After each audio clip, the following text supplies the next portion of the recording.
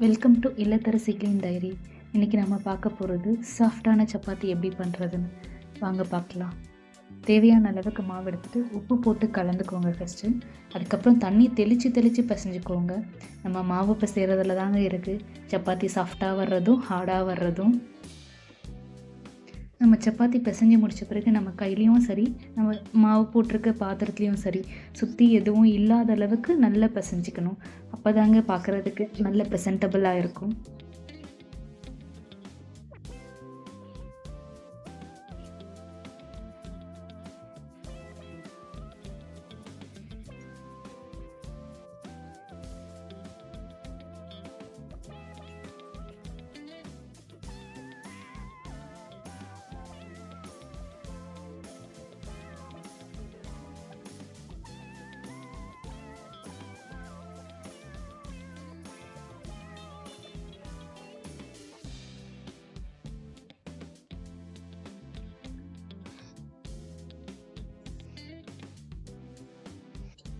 நான் சொன்னேன்ல பாத்திரத்தில் க்ளீனாக இருக்கும்னு சொல்லி நான் பிசைஞ்சா பாருங்கள் எப்படி இருக்குன்னு. என்னோடய கையும் பாருங்கள் அண்ட் பாத்திரமும் பாருங்கள் எவ்வளோ கிளியராக இருக்குது. அண்ட் மாவும் எப்படி ப்ளஃபியாக இருக்குது, எவ்வளோ சாஃப்டாக இருக்குன்னு பாருங்கள்.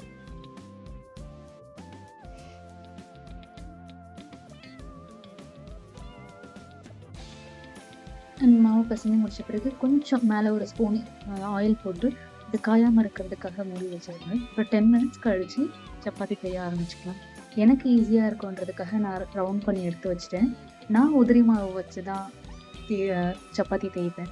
நீங்கள் ஆயில் வச்சு தேய்க்கிறதா இருந்தாலும் தேய்க்கலாம். பட் உதிரி மாவு வச்சு தேய்க்கும் போது பாருங்கள், நான் கையே வைக்காமல் திருப்பி போடாமல் ஒரே இதில் ரவுண்ட் ஷேப்புக்கு கொண்டு வந்துட்டேன். நிறைய பேருக்கு ரவுண்ட் ஷேப் வரலன்னு ஃபீல் பண்ணுவீங்க. நீங்கள் இந்த மெத்தட் ட்ரை பண்ணி பாருங்கள், சூப்பராக இருக்கும்.